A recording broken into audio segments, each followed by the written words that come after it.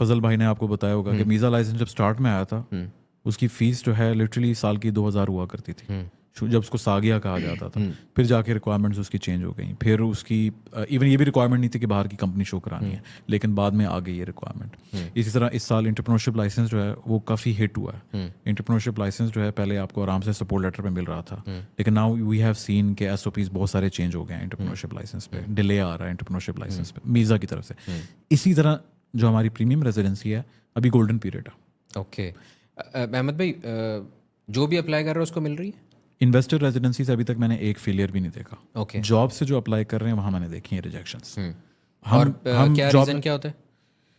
सिर्फ जॉब पे हम डील नहीं कर रहे, तो मोस्टली हमें कैसे पता लगता है, कंसल्टेंसी आके कोई लेते हैं कि यार मैंने जॉब पे अप्लाई किया और रिजेक्शन आ गई है फॉर एग्जांपल।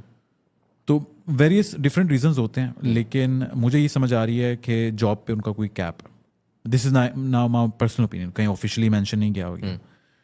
इन्वेस्टर रेजिडेंसी से जो अप्लाई कर रहे हैं उनकी मैंने आज तक कोई रिजेक्शन नहीं देखी। अगर आप सारी क्वालिफिकेशंस को मीट कर रहे हैं, जो उनकी रिक्वायरमेंट्स उनको मीट कर रहे हैं, आपको मिल रही है।